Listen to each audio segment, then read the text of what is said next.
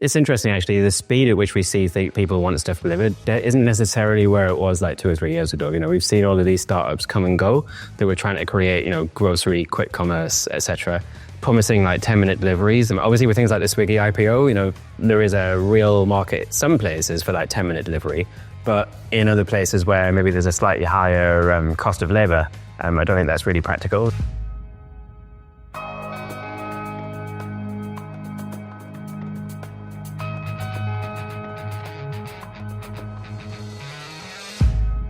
Paul, thank you so much for giving up your day and coming into our glorious studio. Obviously, I've known you for a while, but for the folks who don't know you, could you just tell us about who you are, who you work for, what actually led you to here as well? I'd love to, take that from you as well. Yeah, okay, a bit of an introduction to me then. So my name is Paul Wilkinson. I'm a director of product at Deliveroo, where I look after some of the partner tech, especially for our grocery and retail partners. Now, grocery and retail is really what I've built my career out of, and innovation in grocery in particular. I spent 10 years at Tesco. Most of that was in the labs team, building that up from just a few people to what it became. And then I spent a couple of years at Amazon working on Alexa, also doing like grocery shopping, predominantly for the US market, but also for the UK. And I kind of bring all that experience together in Deliveroo now to help partners, and for me a partner is a grocer or a retailer, help them do rapid delivery, so getting basically fairly small baskets to customers really quickly.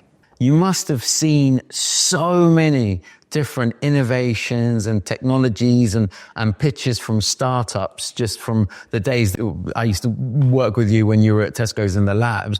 I'm just curious, in terms of from what you're seeing now from an innovation perspective, what have you seen recently that's made you think, oh my God, or if you have, something that's really stood out for you? Oh, that's a really hard question. It's really interesting. You're right. I've seen so many different ideas over the years. Everything, from people wanting to hang trolleys from the ceiling through to, things that you're more familiar with, like the just walk out the store tech. What have I seen recently that's really interesting? I think what's really interesting is now the scale at which some of the things that we've talked about for a long time are now actually happening.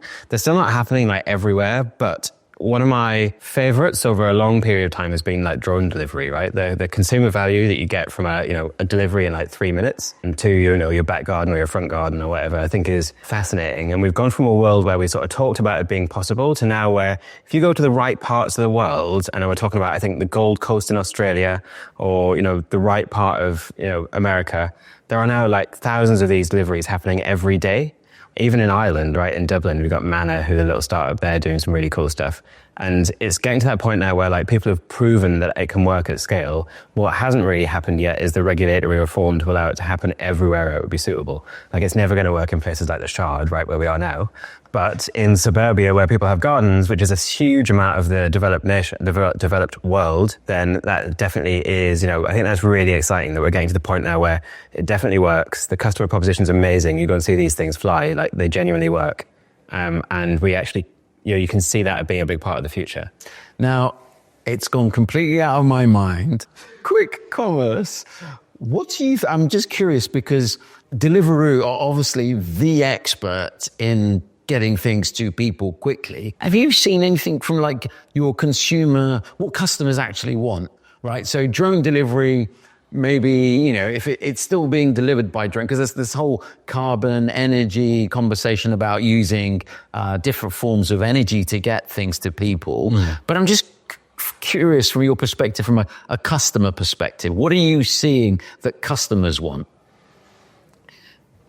What do customers want delivered really quickly, I guess, is the question. Yeah. It's interesting, actually, the speed at which we see people want stuff delivered that isn't necessarily where it was like 2 or 3 years ago. We've seen all of these startups come and go that were trying to create, grocery, quick commerce, etc., promising like 10-minute deliveries. And in places like India, obviously with things like the Swiggy IPO, there is a real market, some places for like 10-minute delivery, but in other places where maybe there's a slightly higher, cost of labor, I don't think that's really practical. So, quick, the word quick is even, it's a bit of a blur, right? It's like, how fast do people think? Like, we tend to find that people, groceries, like half an hour is a pretty quick delivery still, and people are really keen for that. And for like non-food items, it maybe gets into more like maybe 45 minutes, an hour is perfectly acceptable and still very quick compared to like next day. Yeah. But what do people want? I mean, people just want groceries is the first thing people want, right? Food, especially, imagine you've got little kids in the house, you don't want to leave, you need some more food, like that sort of stuff. We get a lot of distress purchases, you get a lot of people getting, snacks, or they might have run out of wine at a dinner party, that sort of thing. But more and more now we're getting, larger baskets. People just doing general top-up shops, people just buying like dinner or the stuff they need for lunch and breakfast tomorrow or that sort of thing. So basket sizes, are constantly getting a little bit bigger. And we're seeing the range of partners on the platform that support that too, like some of the larger supermarkets now are on when, it started in convenience stores. When you think about how it's what you said, it's the shopping mission that drives the delivery. I think if I replayed back what you're saying, it's not necessarily customers are saying, I want it in 15 minutes, I need it in 5.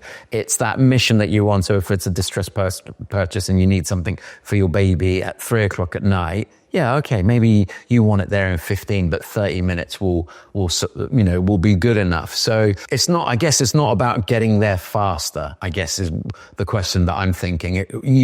Customers are not screaming at Deliveroo, we want it there in 5 minutes. No, that's completely right. Like, getting it in half an hour is more than fast enough for most people in most situations. Yeah, there's not many cases where if you've run out of milk, you need it like immediately. Otherwise, it's the end of the world, is there? Like, you get a cold too. Yeah, well, exactly. You probably wait, you can wait another 10 minutes for that cup of tea, can't you? Yeah, or just boil the kettle again. Well, in terms of AI, what's your perspective on AI and how, I guess in 2 parts, forgetting Deliveroo for a second, how do you think AI can help grocers? Because you must have seen the struggles that grocers have with making sense of shelf edge data. So where do you see AI in grocery? I mean, I guess AI in grocery, depending on what you mean by the phrase AI, is without getting tied down in discussion about the definition. I think really it's about like, how do you automate decisions in a business? And if you look at the grocers, especially in the UK where they're very developed, very competitive, they're already using systems to make a lot of decisions, whether that's on like store ordering, just making sure products get on the shelf. So I think all of that will get better, will improve, companies will apply newer and newer techniques to make that better and richer. The amount of effort that a lot of the retailers already put into things like knowing when the school holidays are, because that impacts how much stuff people buy and that impacts the availability on the shelf. And this kind of just goes back to like in retail, there's a bunch of like original problems which are never fully solved, but we're always looking to get better and better at. Things like on-shelf availability, people don't like to queue. People don't like it when stuff blocks the aisles in the store. They're very grocery ones, right? But those are definitely a world of like basic problems which have never really gone away. Yeah. And you can apply AI to get a better result for customers for those. And I think that's what it's all about at the end of the day. We're trying to drive availability for customers, trying to make sure they can get what they want. And, AI will have a large part to play in that. And it already does, right? Like if you look at, most retailers in the UK already use very systems-driven ordering systems. Some of them are a bit later to the game than others. Some have only adopted it in the last sort of 5 or 6 years. For some, it's been there since like the 80s and, it used to be mainframe-driven, right? You know what I'm talking about. So I think that is, a huge part of grocery retail, especially in the more mature competitive markets. Yeah.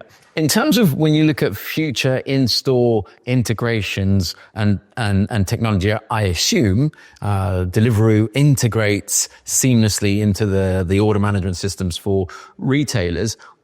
What do you see the future of this? I mean, are we going to look at, Deliveroo checkouts within stores? Well, yeah, I just see technology integration in the future.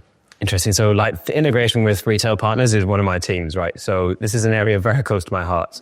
And yeah, it's a good question. So there's a broad spectrum today, and we're not going to name any names, right? But there are partners already who send us almost real-time stock information to the delivery system, so that when you're on the app and you order a product, you're going to get it, right?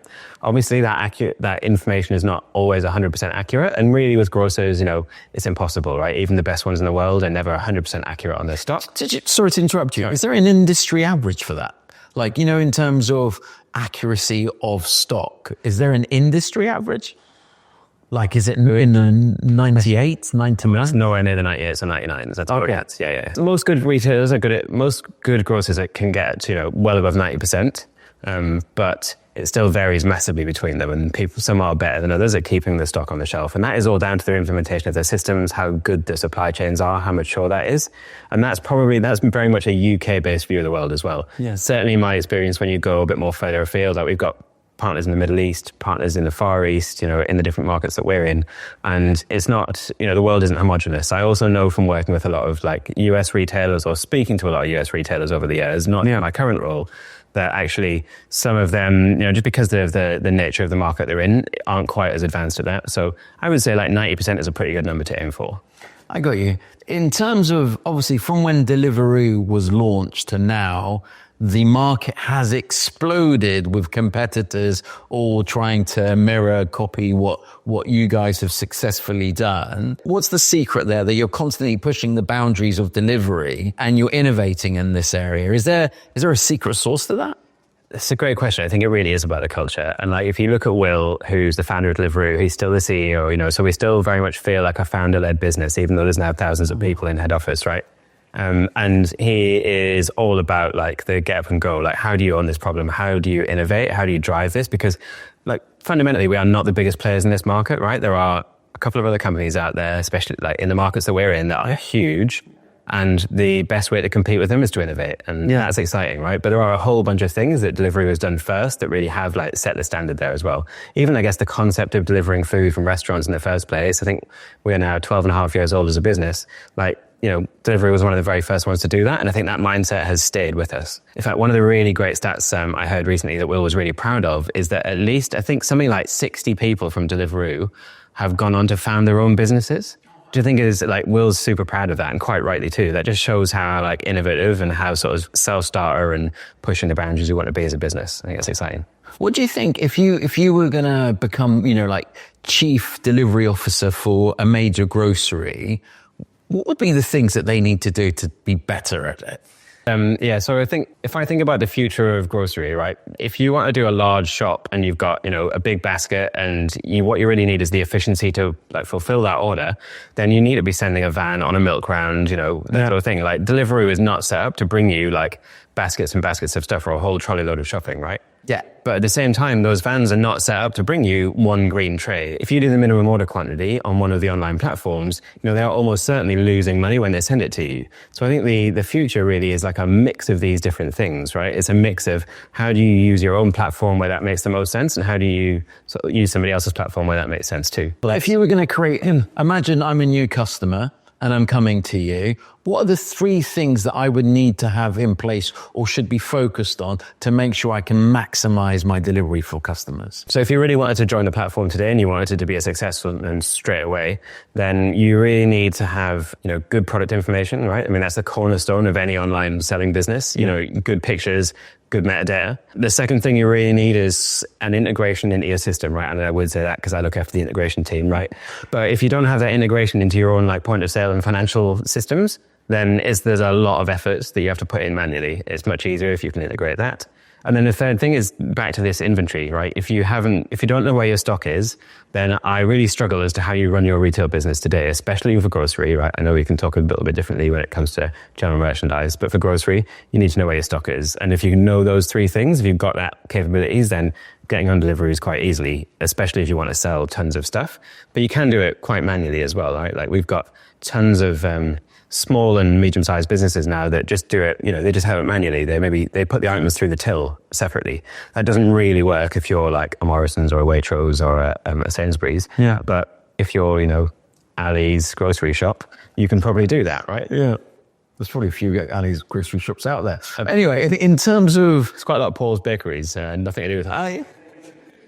In terms of again, Deliveroo has been really, really successful within customer experience in terms of creating that seamless customer experience. But you've also been incredibly good at doing that across territories, right? Across different.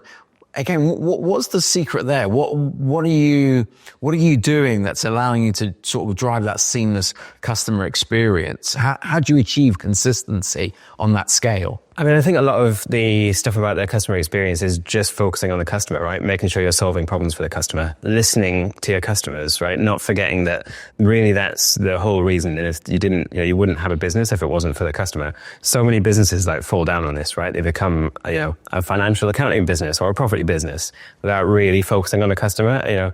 It's certainly something I learned a lot about at Amazon as well. You always have to have the empty chair in the meeting room. Yeah. That's where the customer sits, right?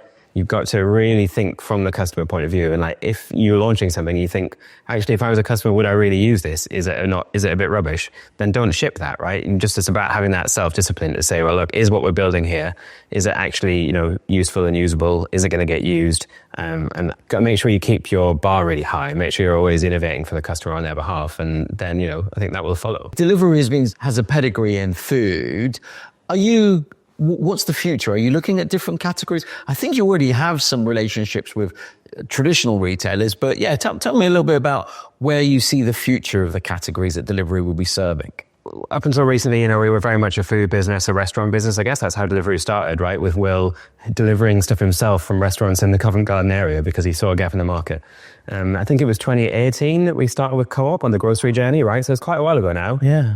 But obviously that really accelerated during the pandemic. And then about a year ago, we started bringing some non-grocery retail brands onto the platform as well. And they continue to launch. So now we've got, like Screwfix, B&Q, Wilco, even Ann Summers, actually, you can buy products now.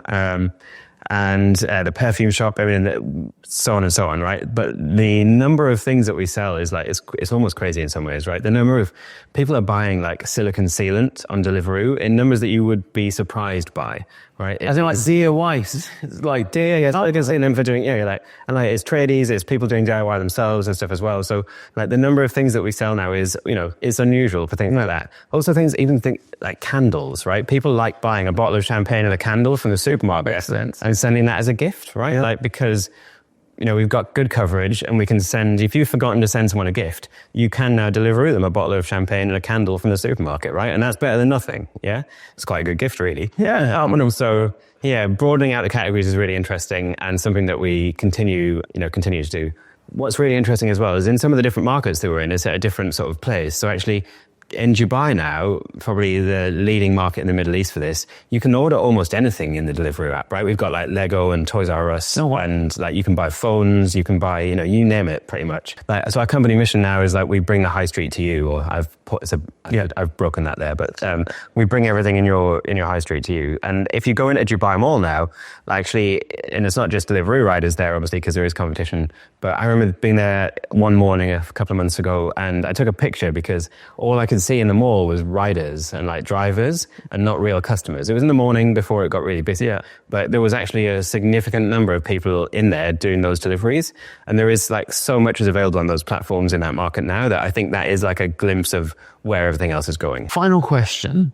When you look at Paul's looking glass into the future, what are the three things that you think are going to disrupt this, let's say, sector in general, unless you want to specifically answer it for grocery, but within the retail sector, what are the three things that you think are going to cause the biggest disruptions? So I think the first one is the move to online generally, and I'll talk about some of the implications I think that has in the longer term future. Second is the availability of data and how that's just increasing and how new mechanisms for getting that. And then third, and I almost said this right at the beginning about what have I seen recently that excited me, is I'm going to go with self-driving cars, right? Because on a trip to San Francisco recently, unbelievable, yeah? And I say that as a person who has seen these things develop over the years and has been in them and so on, but it just really feels like it's turned the corner now. So let's go back to the start of that one then. And the first one is, the shift to online, right? I can't see a world in the long-term future where anyone goes into a store and buys toilet roll. It just feels a bit like, why would you do that? Like, it's, there are other categories where that applies to too, where people don't really browse. They buy what's on offer, right? So there's a whole bunch of categories like that where no one really cares about what they're buying. And I'm sure that upsets loads of brand people and so on, but they just want something that's functional. and they definitely don't need to look at it on a shelf. Yeah. Right. So I think there's a world where all of that stuff goes online, and most of it eventually gets automated as well, right? So these things they're coming to your house at a convenient time through some convenient mechanism. I think that's inevitable. I think that means that actually the convenience stores then shift a bit more towards fresh.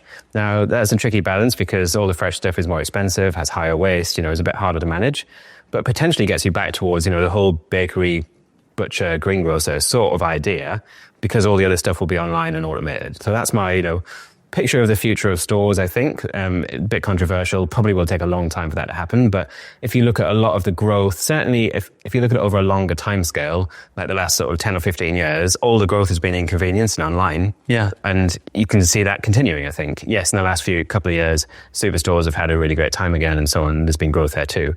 But that, for me, is the longer-term view. So that means the formats are going to change. But anyway, as you said, there's going to be a whole nother... Then you get into like dark stores and how does that fit in? And, there's not that many dark stores around the place. No, we've got some small ones. Some of the bigger grocers have got some big ones. But yeah, it does shift to how the whole model might work. But I think that, for me, that's an inevitable long-term direction. It's not going to mean, though, that all these big stores shut down, because this is the sort of thing that will take place over like a generation. Yeah. Or probably more than a generation, right? Yeah. So yeah, that's fascinating. The second one was the availability of data, right? Like comes from a few different angles, right? And we've seen a lot of things like Instacart with their caper carts recently. And, everyone knows about Amazon Just Walk Out. And, I worked on the Trigo stuff at Tesco. So there's a huge amount of stuff there which is gathering more data in a store. And that really, in the end, gets you better availability. But it also gets into like the AI things we talked about earlier. How do you improve all that? Ultimately, we're just trying to make sure the customer can get what they want, right? But I think that is being quite disruptive, especially in places where they've never been particularly good at making sure they had their availability in the first place, right? And you can go into quite a few UK supermarkets now. I think I was in a Morrison's recently where they had the little focal cameras that point down at the shelves. Yeah. That's just more data, right? That helps with availability. So there's lots of examples of that around, and I think we'll see that continue. Smart carts and stuff as well, inevitably just feeds the data machine. Okay, cool, brilliant. Listen, fantastic.